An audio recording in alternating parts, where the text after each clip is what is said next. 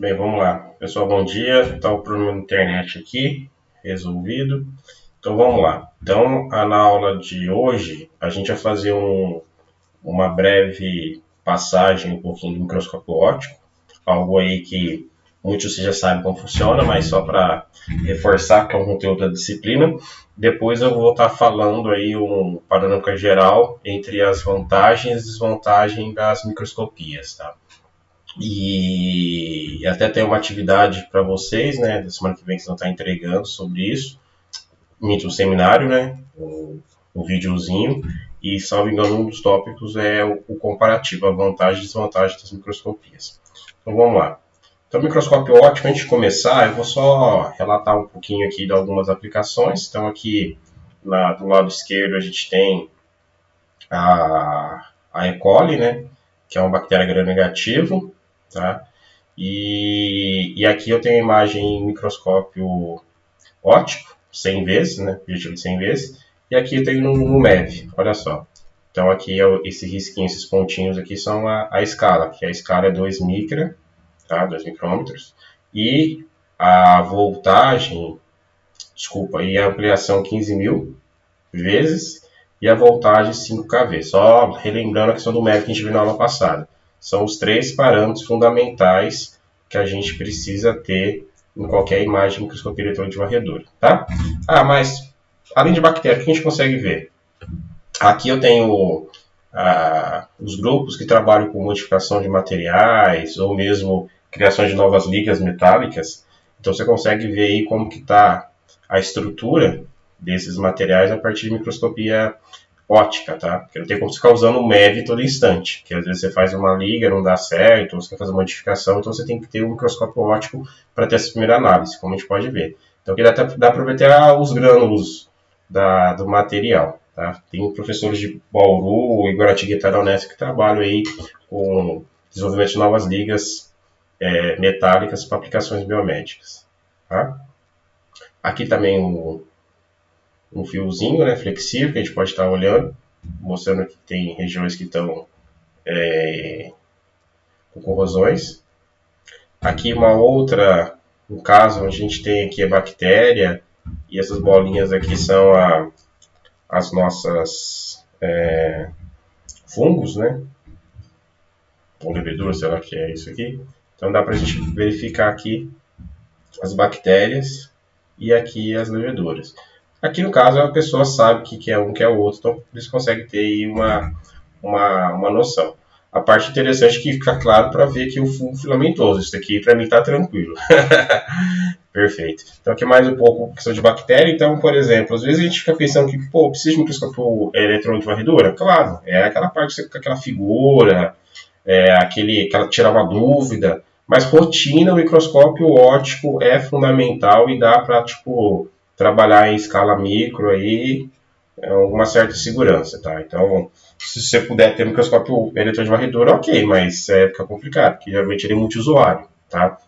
E a gente vai ver nos comparativos que há um custo grande em manter esse equipamento. Fora que, eu acho que mais do que isso, o operador, o técnico, ele tem que ser uma pessoa diferenciada.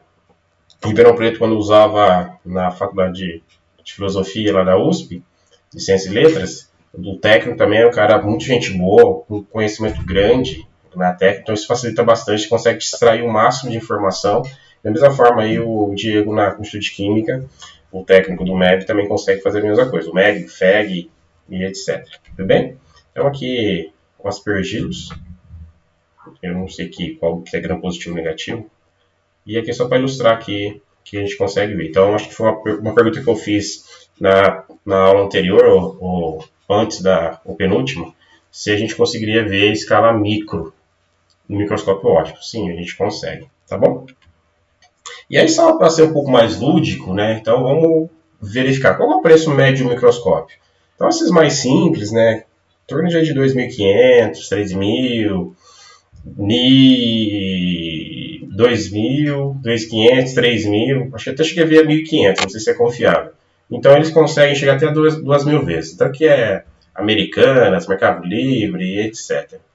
E aí, os microscópios esses de infantis, até eu comprei um para minha filha mais velha uns 4 anos atrás, ela usa de vez em quando para ver formiga. Ou se não, parte de planta, folha. Então, aqui a gente está vendo que ele consegue chegar até 1.800 vezes. Eu não me lembro qual que, algumas vezes chega no esse outro. Eu acho que é 400. Nem não sei.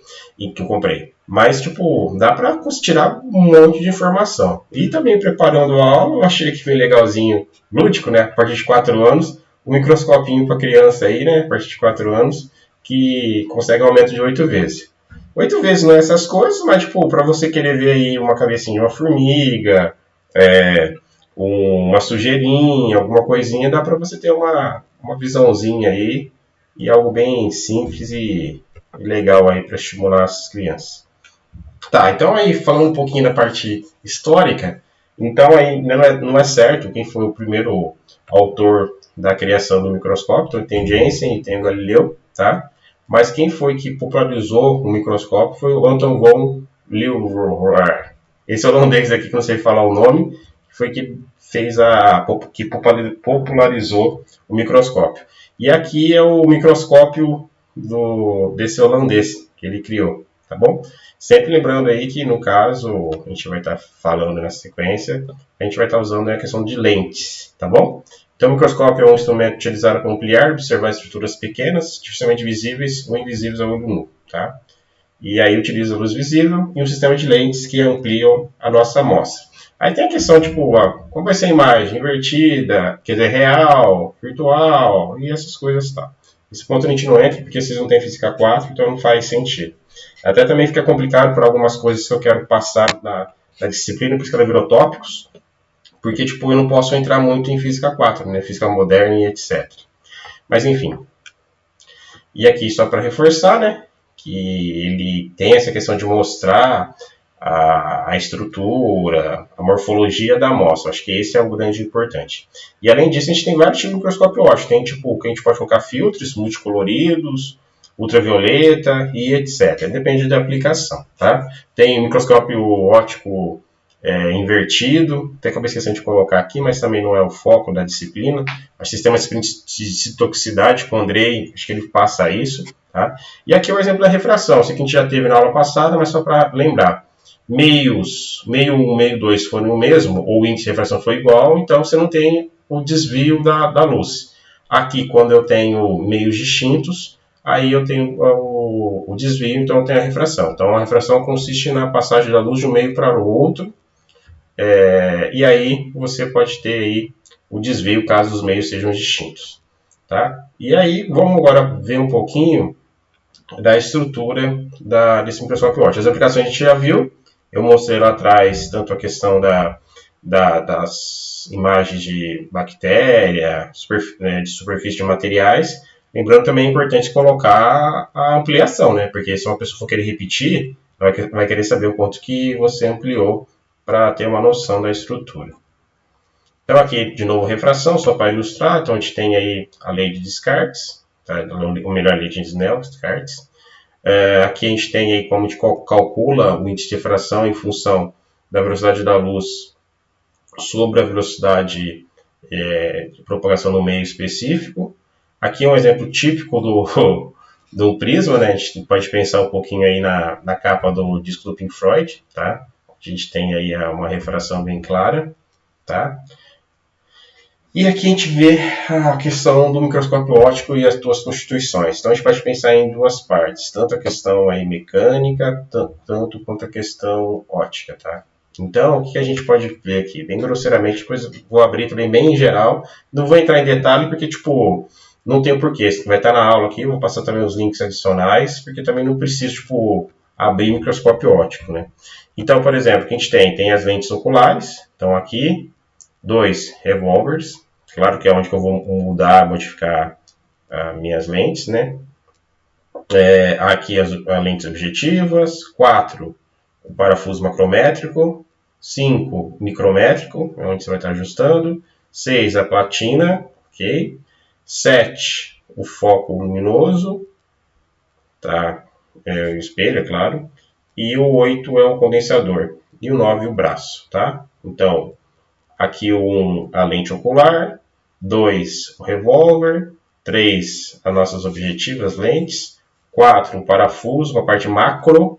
E aqui o ajuste mais fino micro é um 5. O 6 é a platina. 7, nosso foco. 8 é o condensador. E o 9 é o nosso braço. Tudo bem? Então aqui eu fui tentar dar um zoom aqui, acho que não ficou muito legal, mas é a mesma coisa aqui só para reforçar, né? Então, ocular, o canhão, certo? Aqui a pinça, a gente vai colocar a platina, a mesma coisa. Então de sites para sites eles colocam algumas variações, então você pode ver que está objetiva. Então aqui acho que eu tirei de uma coisa de um site português. Bem, aqui de novo para ilustrar, então quando a gente pensa em componente mecânico, então tem aí, a gente pode só pensar na parte mecânica, né? Então volta braço, tubo, revólver, pinça, platina, ajuste grosso, ajuste fino e etc. E aqui é um exemplo de uma imagem de uma epiderme de uma cebola. Eu até também tentei achar mais imagens, mas tipo, hoje a internet está bem ruim, sabe? Está bem difícil para colocar, mas eu posso passar aí adicionalmente, por mais que vocês vão ter aí uma apresentação que vocês vão estar divulgando para passar para mim e eu vou divulgar para todos da sala. Então aqui também só para ilustrar a questão aqui das nossas ampliações, como a gente pode fazer. E lembrando que as ampliações é devido às duas lentes, né? Até eu estava falando na sequência. Né? Aqui é das AIS, né? Então aqui já é uma coisa mais cara. Então aqui é a estrutura do microscópio, isso fica mais fácil. Ocular, lente situada próximo ao olho do observador. Ele amplia a imagem da objetiva. Objetiva, lente situada próxima à amostra, então ela fica embaixo, tá? Então aqui é o ocular, fica até claro o nome, a objetiva. O prisma, situado no cabeçote do microscópio. E o condensador, lente que concentra os feixes de luz sobre a amostra. O microscópio de infantil que eu dei para minha filha, ele só tem essas duas, essa e essa, tá? Então essas aqui a gente não tem. Depois, que mais? Ele tem o diafragma, que regula a quantidade de luz que entra no condensador. Ok? Isso é o suporte, que mantém toda a questão ótica, o pé e o braço. A gente tem a platina, um lugar onde a gente coloca a lâmina, que é o nosso porta-amostra. O cabeçote, a gente contém os sistemas de oculares, que podem ser monocular ou binocular. Nossa, monocular, eu acho que eu cheguei a ver isso na minha graduação, se eu não me engano, preciso verificar, mas enfim. O revólver, o sistema de lentes objetivas, e os coaxiais, que aqui na verdade é onde a gente tem o ajuste grosso fino, que é a parte macro ou micro. Tá? Então é basicamente isso, não tem nada de fora do comum. Se você for pensar assim, como que eu posso pensar de estrutura? Essa estrutura aqui ela é mais suficiente, tá? Porque não tem muito segredo. O que vai mudar é da resolução, aí vai depender tipo, dos componentes que você tem no teu microscópio, e aí que vai tipo, variar o preço de 2.000, 1.500, 2.500, 10.000. Por exemplo, um invertido que a gente acabou de comprar, $4.000. E aí era comprado com câmeras e etc, né? Então, tipo, R$22.000, R$23.000, entendeu? Mas tem microscópio, tipo, ótico, R$50.000, entendeu? Então aí vai da aplicação que você quer. Você pode colocar também fluorescência, assim por diante. Eu acho que o Andrei comprou uma de 5.000 euros, 6.000 euros, sei lá. Então são aí de aplicações para aplicações. Que mais? Ah, legal. E aqui fala um pouquinho, falar bem grosseiro, né? Até tentei resumir, mas dá para falar. Então, como que acontece? Por que a gente tem a ampliação total? Isso é meio claro. A ampliação total, na verdade, vai ser a somatória entre a ampliação da minha ocular com a minha objetiva. Então, por exemplo, se eu tenho uma ampliação de 10 da minha ocular e 20 da objetiva, então eu vou ter uma ampliação total de 200 vezes, tá? Por isso que a gente tem esse jogo de lentes que a gente pode estar trabalhando. E aqui é o ponto importante, que eu vou até passar aqui o cursor, é a questão do poder de resolução da minha amostra. Então, por exemplo, usualmente, o poder de resolução do microscópio óptico é 0,2 micron. Ou seja, dois objetos têm que estar pelo menos distantes de 0,2 micron. Se ele não tiver, a gente não consegue, tipo, ter uma resolução boa da amostra, tá? Mas isso aqui é variável. Então, para eu conseguir aí resoluções maiores, aí eu preciso ter lentes de elevada qualidade. E aí nisso a gente tem um preço maior, tá? Então acho que no modo geral é bem isso, tá? Eu até pensei em entrar um pouquinho em Física 4, falar a questão de sistema de lentes, e etc., falar de foco, imagem real, imagem virtual, etc. Eu vou passar um arquivinho em anexo para vocês dão uma olhadinha, mas isso daí não vou pedir, que é só se caso alguém tem curiosidade. Porque vocês não têm Física 4, porque o curso de vocês tem a parte biológica, mas tem que focar nessa parte biológica. Então, vocês não acabam entrando nisso daí. E nem Física Moderna. Então, eu pincelo um pouquinho de Física Moderna para vocês, né? Em alguns pontos, porque acontece a questão da ressonância plasmônica, a gente vai estar vendo isso, mas não dá para a gente poder aprofundar, porque também não é escopo do curso. E nós acaba sendo mais tópico e não tecnologia. E é isso. E agora, como a gente falou já sobre a questão do microscópio óptico, deixa eu estar gravando, sempre tem esse negócio. Tá? Então a gente vai para a microscopia. Então parte disso eu falei no ano passado, mas agora a gente vai dar um apanhado geral entre um comparativo entre a questão das microscopias. Então, quando a gente pensa em microscopia, a gente pode pensar grosseiramente, tá? Na questão da microscopia óptica, que a gente acabou de ver, microscopia eletrônica, e a microscopia de ponto de prova, né? E aí a dispersão atômica. Então, o foco sempre é obtenção de imagens ampliadas de um objeto, um aumento, uma resolução e contraste, tá? E essas são as categorias. Bem, e aí vem essa questão. Então, quando a gente pensa em nanotecnologia, a gente pensa em estrutura até 100 nanômetros, tá? E aí também, onde a gente pode estar aí modificando essa estrutura, tamanho, formas e etc., por reações químicas, ou mesmo com a aplicação de luzes, radiação, para que a gente possa aí moldar a forma que a gente quer. E aí a gente pode estar utilizando isso em várias ênfases, como a gente já falou, né?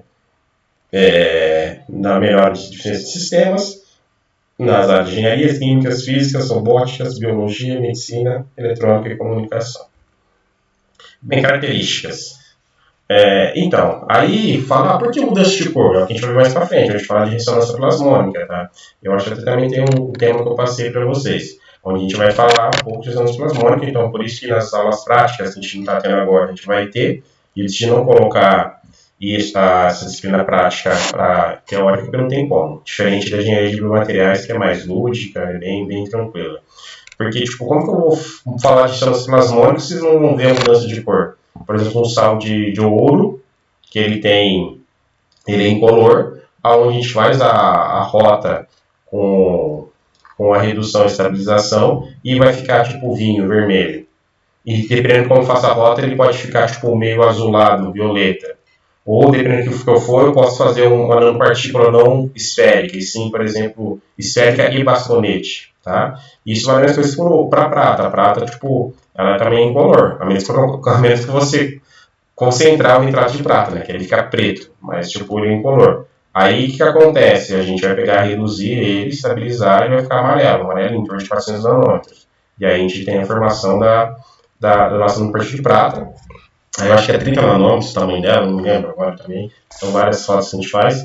E aí a gente consegue ver isso. E isso é relacionado à ressonância plasmônica. Por quê? É claro que aí, no caso, tem outros tipos de materiais metálicos que eu não consigo a ressonância plasmônica. Então é por isso que a gente usa a prata e o ouro para a gente poder estar observando.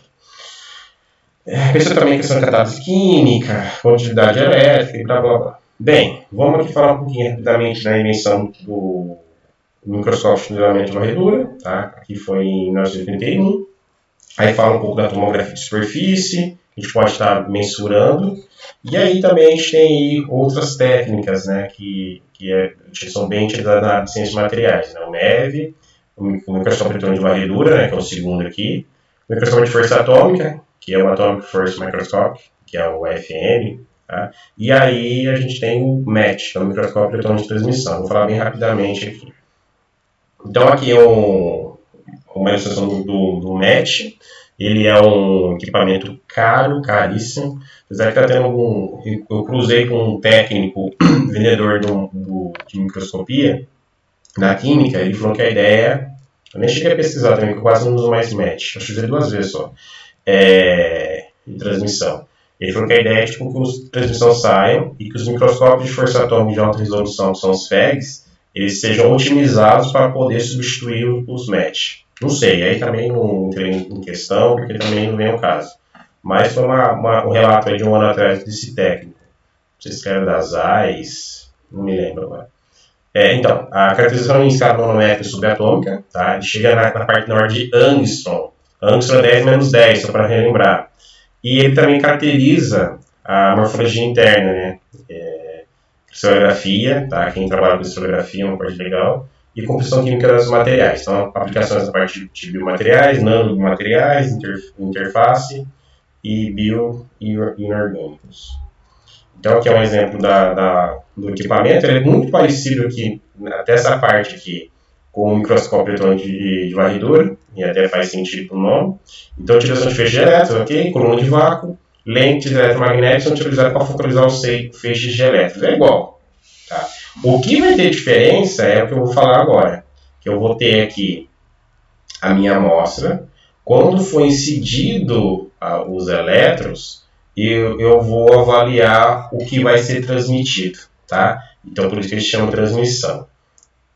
Mas como assim? Não estou entendendo. Então, essa é a foto que mostra. Então, aqui eu tenho aqui o feixe de amostra, e aí eu vou ter o feixe transmitido e o difratado. E a partir disso, eu consigo ter a minha imagem. E com isso, você consegue ter uma informação clara. A tua amostra tem que ser extremamente fina, tá? Então não adianta você colocar uma amostra grossa, porque tipo, os feixes vão atravessar, você não consegue ter a imagem. Então por isso que é usualmente comum eles pegarem e trabalhar com a tua amostra, tá? Para que ela fique uma mínima para você poder ir avaliar o teu material, tá bom?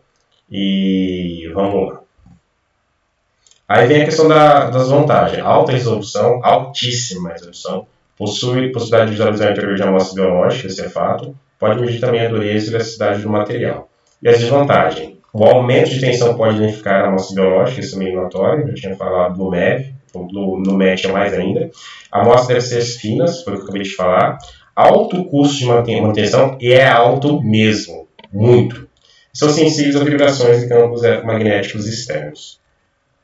O MEV, já tinha falado, mas só para fazer um parênteses rápido, né? Então aqui a gente vê aí basicamente a mesma estrutura do MET. A diferença é que você não precisa transmitir, passar sobre a amostra o feixe, tá? Então, aí eu tenho a coluna de vácuo, as fontes de elétrons, que usualmente vão ser tungstênio e outros, o anodo, o catodo, bobinas e etc. Então, versátil para análise de características de micro e nanoestruturas, obtenção de imagem 3D com alta resolução.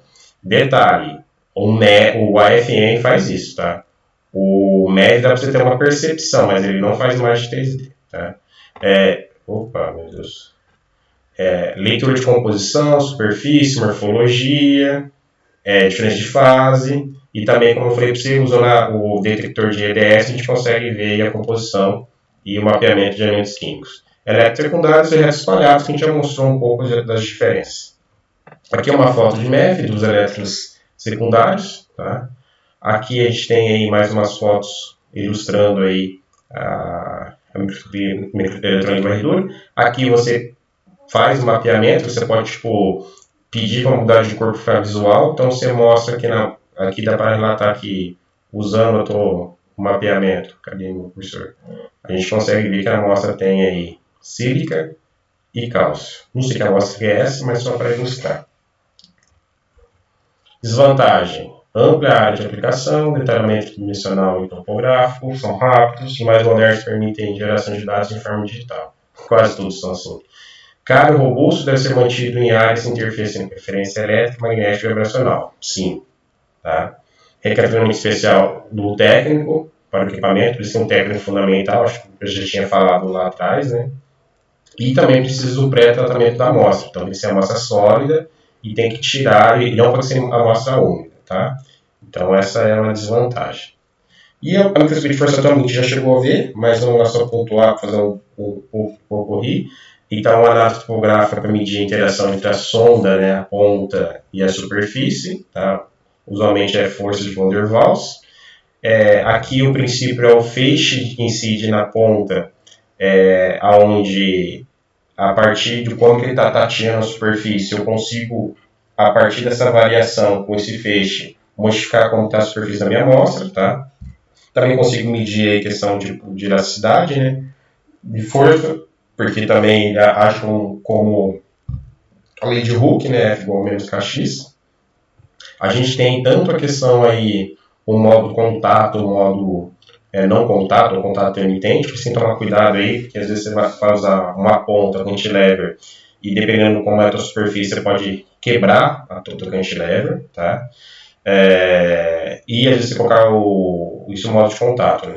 E às vezes, usualmente, o pessoal acaba utilizando o modo de não contato. Então depende aí da aplicação, tá? E aí também se quiser medir força, ou por exemplo, eu tenho uma célula na superfície, qual que é a força que está nessa célula ali na superfície? Você consegue estar usando aí, por exemplo, a microscopia de força atômica. Aqui é o cantilever, lembrando que também a resolução da tua imagem depende do teu cantilever. Então, se tiver um cantilever que tem uma ponta de 5 micras, você nunca vai chegar a medir escala nanométrica, tá? Então, a gente tem cantilever de 10 nanos, 20 nanos e etc. Tá? E também é para você funcionalizar essas pontas para que você possa fazer aí análises biológicas. Tá? Então, fazer uma interação entre a tua ponta, né, fazendo ela virar uma sonda com meios biológicos. Tá? Então, aqui é um exemplo típico, eu já falei também em aula passada. Tá? E você consegue medir todas essas interações aí com a tua superfície. Outro exemplo de imagem, tá? Então aqui é a imagem 5x5, você consegue ver toda essa topografia, e aí entra essa questão, você consegue ver em 3D, tá bom? Então essa é uma parte interessante da técnica. Vantagem, alta resolução, detecta defeitos em escala atômica, preparação mínima da amostra, isso é fato, imagem 2D, 3D, o MEV não é 3, tá? Amostra em ar, líquido, lícito e processamento e etc. Manipulação de amostras, de moléculas, a gente consegue estar manipulando as moléculas, porque a gente consegue funcionalizar a ponta. Deve estar em locais isolados, porque não age influência externa, algo que eu já falei para vocês aí, que eu tenho equipamento e usei 3, 4 vezes. Tamanho de digitação é pequeno. O range que eu faço é varredura tipo 3x3, 200, 625 nanômetro, 625. Então, o tamanho que a gente consegue fazer a varredura é pequena. É isso, é mais fácil. A velocidade de varredura é lenta. Se colocar rápido, você não consegue ter uma boa resolução. Tá? Então, cada varredura aí pode demorar de 10, 20, 30 minutos. E é difícil para o material mole. Tá bom?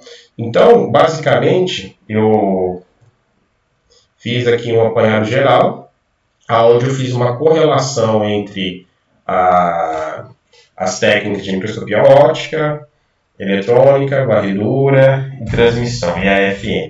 E a óptica, como falo, como um screen, né, uma varredura inicial, ela é uma técnica importante, ela é barata, então eu acho que todo laboratório tem que ter um microscópio óptico, e todo laboratório que trabalha com parte analítica tem que ter um espectrofotômetro, que não tem como. São coisas básicas, teoricamente baratas, né, que a gente precisa para a gente fazer aí aquela análise preliminar das nossas amostras. Tudo bem? Então é isso aí, pessoal. Até mais aí, um abraço.